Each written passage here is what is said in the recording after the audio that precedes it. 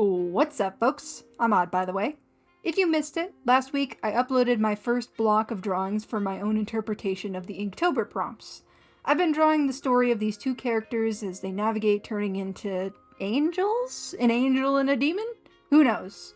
I'm a little late this time around. This will probably end up being posted on the 15th, but I only went up to the 13th because as of recording, I haven't started day 14 yet. Time is weird like that. I've been doing these later in the day lately. I also wanted to prevent these speed paints from being too crowded and prohibitively long, along with having a good spread of drawing for each week. Since October is 31 days, I felt like having 3 6-day spreads and 1 7-day spread felt appropriate. Also, I finally named these two after last week. I think I've resolved to make this all their month. I like them. The blonde angel is Suri and the brunette is Kaya. After sitting with them for the past 2 weeks, the names just seem to suit them. Suri goes by either they or she pronouns, and Kaya goes by she, her. So, with that, we start out with another single shot of Kaya for the prompt of drip to begin the week. Or to end last week, depending on how you look at it. I guess these two are now, living together? Staying over at each other's places? It makes some sense in my head. They're both going through some weirdness. I'd want to stick close. So, Kaya gets out of the shower to show that she's dealing with a new development. Wings. A little bit of a body horror element here. I mean, to some degree, this whole thing is. I can't imagine growing new body parts is exactly comfortable, especially if they have their own, bone and sinew to actually grow out of something. Poor Kaya gets the worst of it visually, as Suri has already kind of gone through it to some extent. The drip comes from both the water and the inky blood coming from the feathers as they come out of Kaya's back.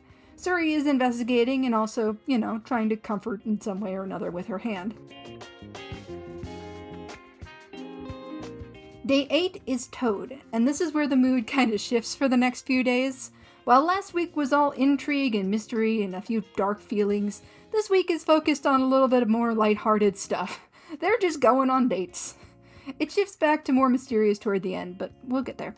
As for the piece, listen, I know it's the Frog Prince, okay, but for the sake of the day, it's a toad.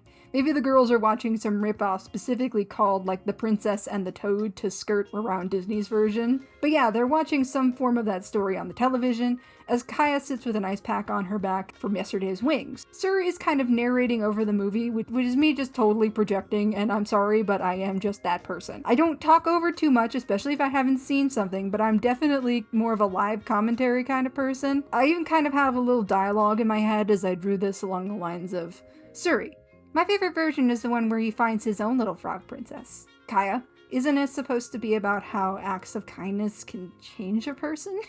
Suri, in one version of the story, she throws him against a wall. Which, yeah, that isn't an actual Grimm version, I believe, or at least a very early adaptation. Dude just changes when the princess physically rejects him. And also, the version that Suri is talking about is another little projection of mine. It's a favorite I keep losing my physical copies of called A Frog Prince by Alex Berenzi. I read it as a kid and it has a special place in my heart. It also has some beautiful illustrations. Highly recommend.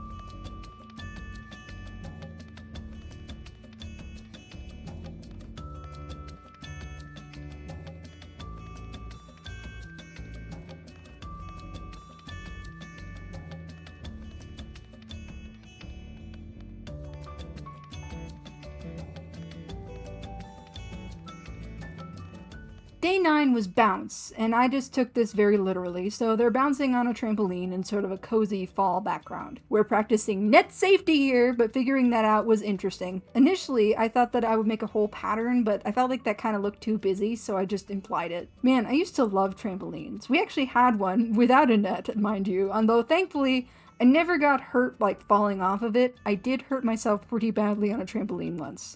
I'd finally been able to get my nerves up to try a flip, but when I went to show someone, I think my brother, I shorted the momentum and landed right on my head, hurting my neck. I was out of commission for basically the whole summer after that. I probably pulled a muzzle or something. Since then, trampolines have kinda lost their appeal. Not that I didn't spend hours on it once I was finally able to move that way without cringing, but I think since we got rid of it, I don't really miss it, I guess. It would still be fun to hop around on one, maybe play some of those weird ritualistic games I did as a kid, but it is a bit harder to comfortably fit grown adults on a standard backyard trampoline.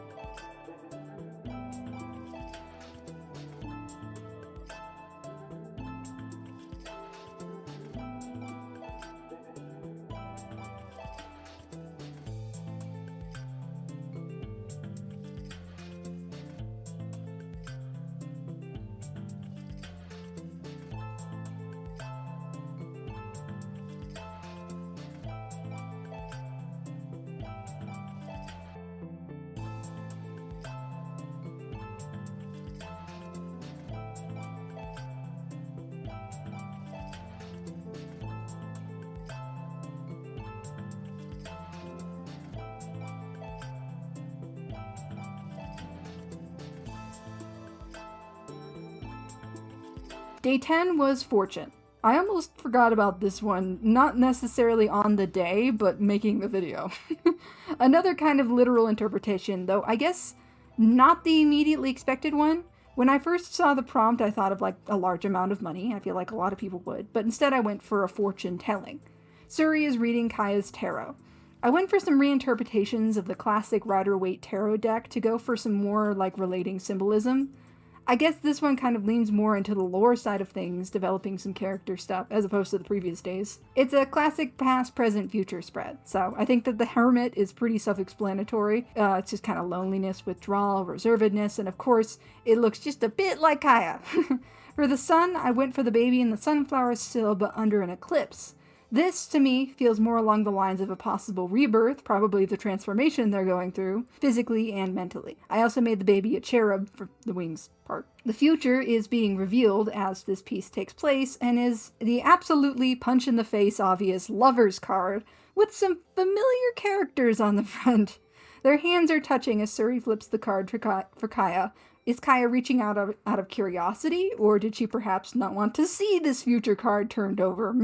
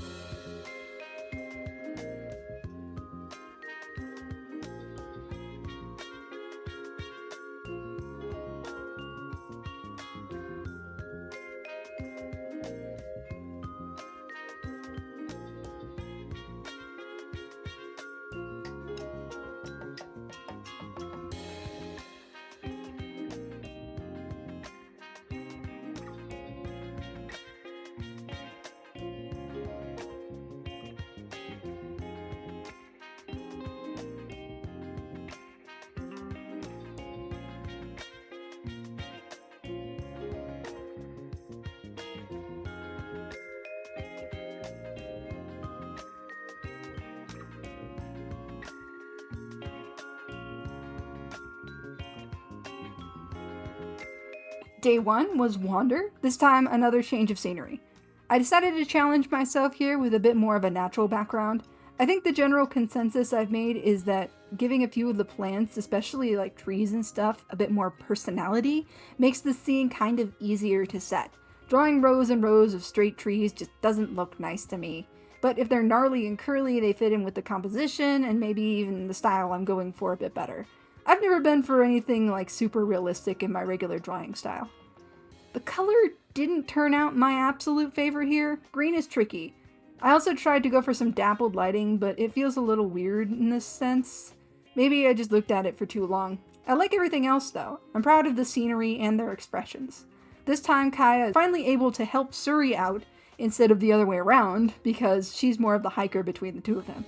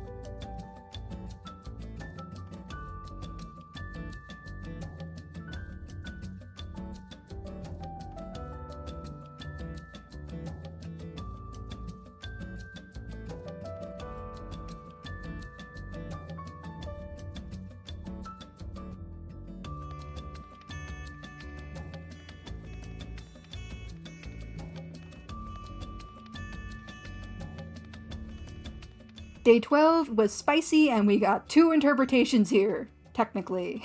When you're play wrestling for the remote and it accidentally realizes it's gotten really gay. I also added some spiced beverages over to one side. Initially, when I read the prompt, I thought, surely spicy with an E is just some version of spiced or a variant of the normal spelling that means more like containing spice. But no, the very professional prompt list just spelled the prompt word wrong. No shade, I just thought that it was funny. I think the kind of intimate development of the relationship is very much a slow burn, maybe a little angsty. Because of all of her symbolism, I think Kaya's a little closeted, whereas Suri is more secure in who she is, but also patient and hesitant about pushing Kaya with any feelings, mainly because of the current circumstances, TM, and it's all just kind of tension and angst. I am a simple woman with simple needs. I played around with some new colors, still focusing on the now cycling rainbow, but with some extra kind of fantastical lighting and coloring. I like it. The whole thing came out kind of iridescent.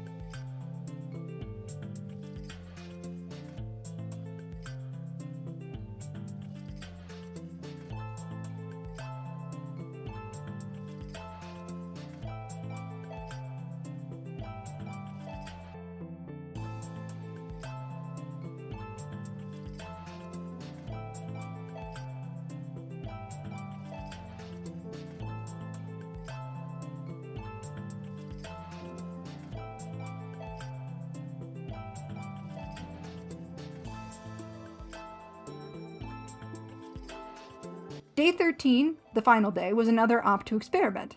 Something about these daily pieces sort of drives me to play around with stuff I haven't. Maybe it's boredom or comfort, I don't know.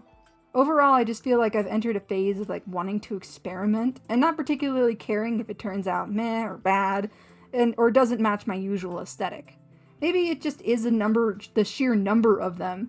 This isn't quite as precious as when I sit down and make a presentable piece. It's similar to when I make art for my videos. It has to be done, so I might as well learn something from it or have fun while I do it. The prompt was rise, and it seems here Suri is flying in her sleep. Is it physical? Is it magic? The whole thing feels pretty damn magic. It also seems like Suri has finally gotten that third eye from Kaya's dream on day 1. This last day definitely shifts back to more obscure and mysterious. Obviously, Kaya is very concerned to see Suri just floating and possibly glowing. This composition gave me hell, and I think I kind of rushed it otherwise, so it might be a little messy. I think it's cool though. I definitely like playing around with the colors like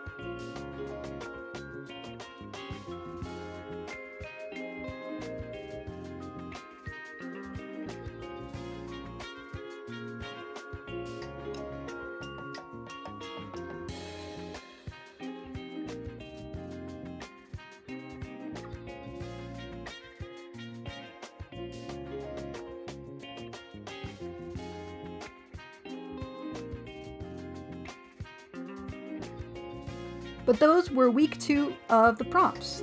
Let me know what you think. Obviously, the story is just kind of developing as I go, so I have no clue as to where it's going quite yet. I guess we'll see together. Make sure you give this video a like if you liked it, and subscribe to see the rest of this month's little journey and other fun art challenges I've been doing.